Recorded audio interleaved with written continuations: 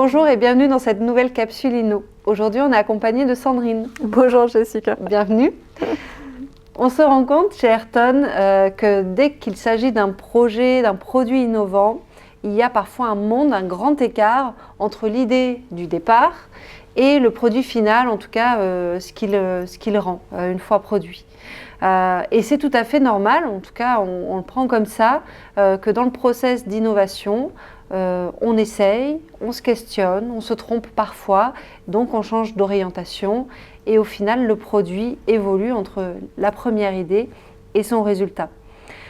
Et ça va être justement le sujet de cette vidéo aujourd'hui. On va voir ensemble comment construire et préserver un espace exploratoire pour innover au sein d'une organisation. Sandrine, déjà pour commencer, est-ce que tu veux te présenter un peu plus, nous expliquer ce que tu fais chez Sparklab ?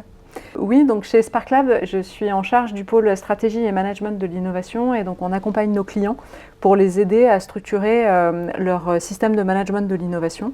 Et précédemment, j'étais en charge moi-même de l'innovation au sein d'une structure dans le food service. Et donc, j'ai pu mettre en place un pôle innovation avec tout ce que ça implique de mise en place à la fois du processus, mais de la gouvernance et puis l'animation d'une communauté innovation autour de ce process. Alors du coup, ma première question, c'est qu'est-ce qu'on entend par un espace d'exploration pour innover et pourquoi c'est important d'en avoir un ? Alors, les organisations, les entreprises, elles sont construites essentiellement autour de l'importance de délivrer de la valeur et donc tous les processus sont tournés autour de l'excellence opérationnelle. L'excellence opérationnelle, ça veut dire qu'on réfléchit sur des processus qui sont structurés, sur des processus qui sont linéaires et on est très orienté retour sur investissement, product and loss, donc PNL, enfin tout ce qui est compte de résultats. Et il y a assez peu de place et assez peu d'espace pour explorer, puisque c'est un peu contre nature, justement, l'objectif c'est de délivrer. Et donc, ce qu'il est important, c'est de pouvoir dégager ou implémenter dans une organisation un espace où on a le droit d'explorer. C'est ce qu'on appelle l'ambidextrie des organisations, c'est-à-dire qu'il y a à la fois toute une partie, et c'est 95% de l'organisation qui va être sur l'excellence opérationnelle, et pour autant, il va y avoir un petit espace où des personnes vont pouvoir explorer, avoir le droit de se tromper, d'itérer, de recommencer. Les deux espaces sont complémentaires, les deux espaces sont nécessaires, les deux espaces et les deux types de fonctionnement doivent se respecter. L'exploratoire vit parce que l'opérationnel délivre de la valeur et l'opérationnel a un futur parce que l'exploratoire construit ce futur en parallèle. C'est pour ça que pour nous, c'est important que ces deux espaces vivent et une partie de nos clients qui sont des grands comptes industriels, tout le processus de développement produit, etc., il est ultra structuré. Il est tellement structuré qu'en fait, ça étouffe un peu l'innovation. Et donc, nous, ce qu'on vient, c'est les accompagner justement pour créer cet espace exploratoire. Et du coup, concrètement, comment on fait pour créer et aussi piloter cet espace exploratoire ? Alors, chez Sparklab, on s'appuie aujourd'hui sur la définition qu'en fait toute la famille de normes ISO 56000. Le schéma global, c'est un peu une forme de burger. On a trois parties importantes dans ce système de management de l'innovation. Et j'insiste bien sur les trois parties parce que c'est vrai que souvent les clients, quand ils nous appellent, ils nous sollicitent pour avoir un process. Or, le process tout seul, il ne peut pas fonctionner. Donc la première partie que nous, on vient co-construire avec le client, et c'est vraiment un travail qu'on fait en mode collaboratif, parce que c'est important que chacun puisse construire et donner sa vision, et nous, on vient travailler aussi justement sur un alignement de ces visions-là. La première partie, c'est vraiment tout le cadrage, c'est-à-dire l'innovation, est-ce qu'on sait au service de quoi elle est dans l'entreprise? Donc c'est un alignement entre la stratégie d'innovation et la stratégie et les objectifs de l'entreprise. Ça paraît évident, mais souvent c'est manquant. C'est la gouvernance aussi, une gouvernance qui soit appropriée aux organisations en place. Donc c'est qui va décider de quoi et comment on va le décider. Et puis ensuite, il y a aussi les territoires d'innovation, c'est où est-ce qu'on a le droit d'explorer en lien avec l'ambition et la vision de l'entreprise. On va avoir la partie process, qui est le cœur du réacteur. Et ensuite, ce qui est très important et souvent qui est un peu oublié, c'est aussi un alignement des ressources. C'est-à-dire que toutes les personnes qui vont intervenir dans ce système de management, à minima, il faut qu'elles aient la culture adaptée. donc un bon état d'esprit et les bonnes pratiques. Et puis, selon les rôles et responsabilités de chacun, il y a un niveau de formation aussi nécessaire à apporter. L'innovation, c'est un métier, et donc il y a des connaissances et des compétences associées à ce métier-là. Et donc, c'est d'apporter le bon niveau de formation pour les bonnes personnes. Et puis ensuite, évidemment, c'est l'allocation des ressources financières par rapport aux ambitions qu'on prête à l'innovation. Et donc tout ça, ça va contribuer à créer un système de management de l'innovation, donc avec ces 3 piliers. Très bien. Là, on voit l'organisation, le bon schéma du burger. Et là, donc concrètement, je me mets dans la peau du pilote de l'innovation de mon entreprise. As-tu des bonnes pratiques, des conseils pour que je réussisse ? Alors oui,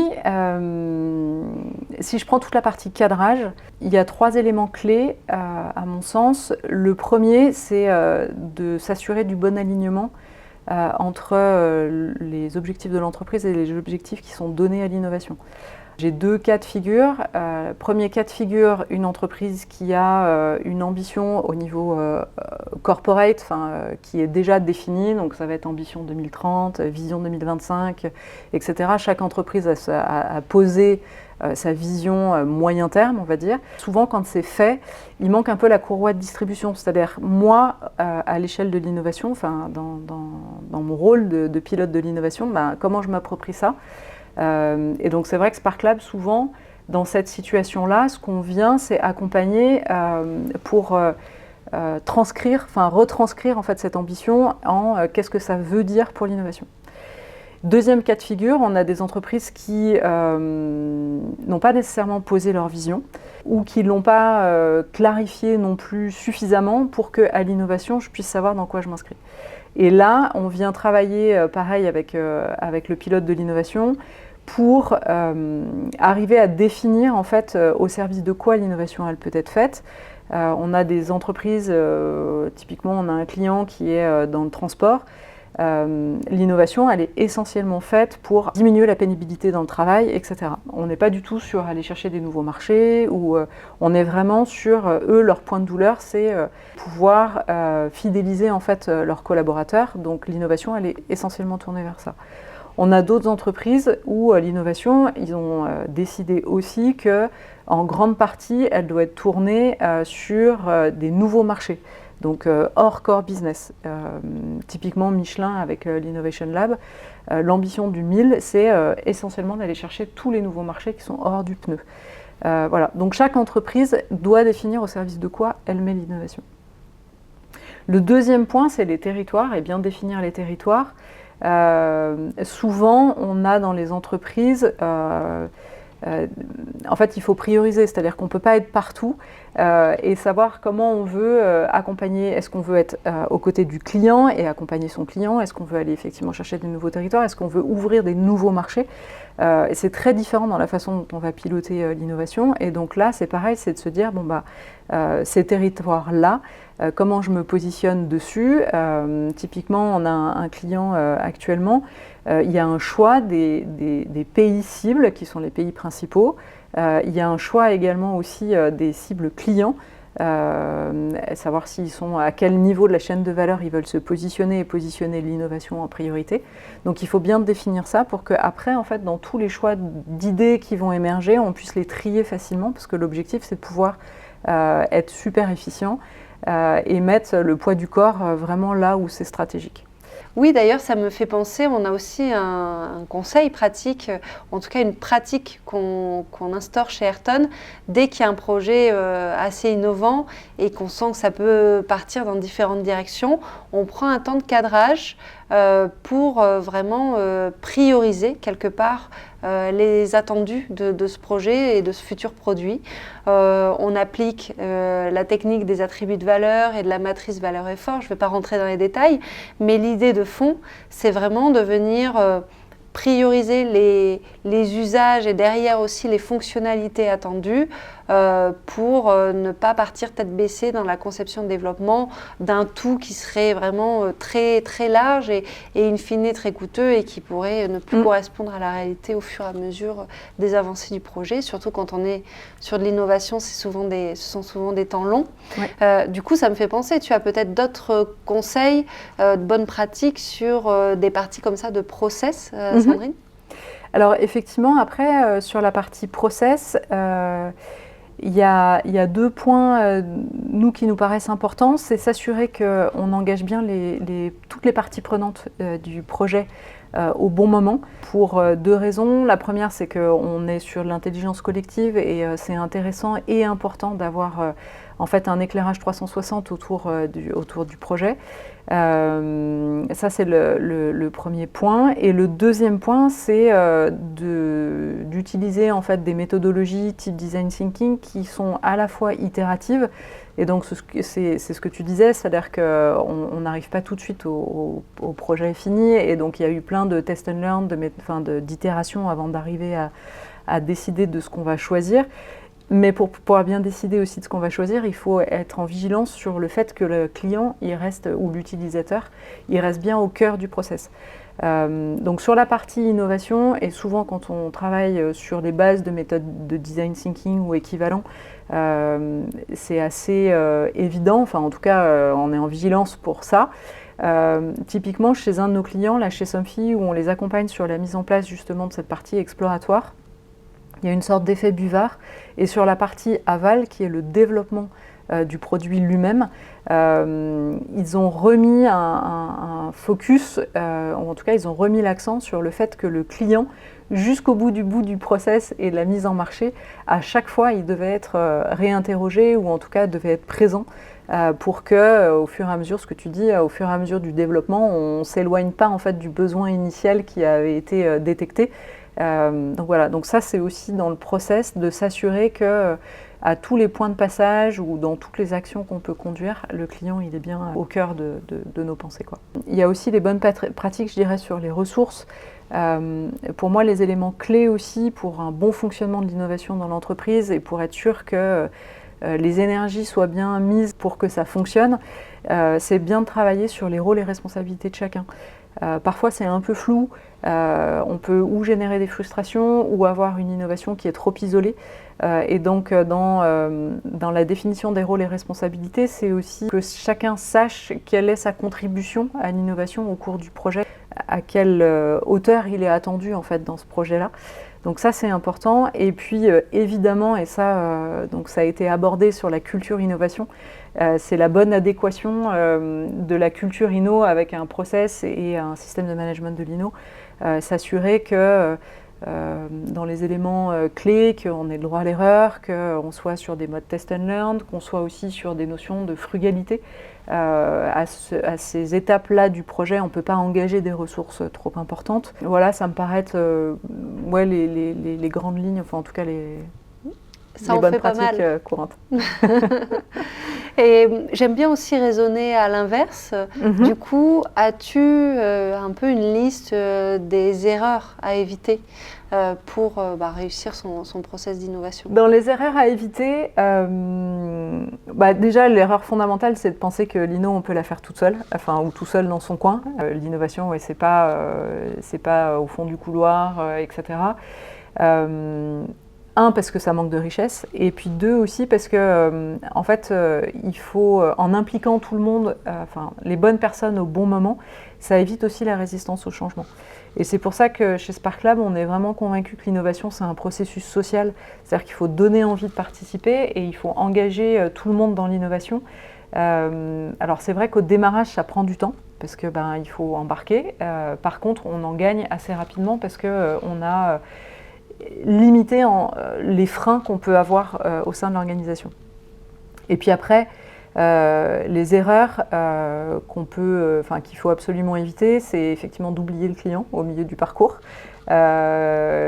essentiellement en tombant amoureux de sa solution et d'avoir oublié le problème du client, mais d'être vraiment très fan de la solution qu'on a trouvée et de promouvoir absolument cette solution-là. Et c'est pour ça que c'est intéressant de ne pas faire de l'innovation seule, parce que plus on est nombreux, plus on a aussi une dynamique et cette intelligence collective qui vient rappeler en fait les objectifs qu'on s'était fixés, le besoin client initial, etc., etc.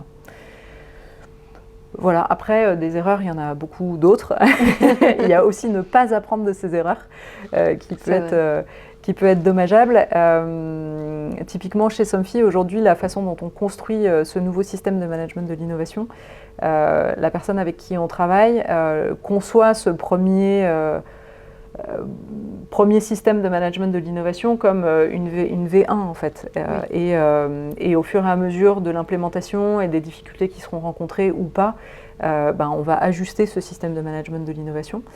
Et puis, je pense qu'il y a une grosse erreur aussi à éviter, c'est de penser qu'une fois qu'on a posé un système de management de l'organisation ou une organisation, c'est fixe. Or, en fait, le contexte de l'entreprise évolue, que ce soit un contexte externe ou que ce soit le contexte interne organisationnel. Et donc, à chaque situation correspond une organisation ad hoc.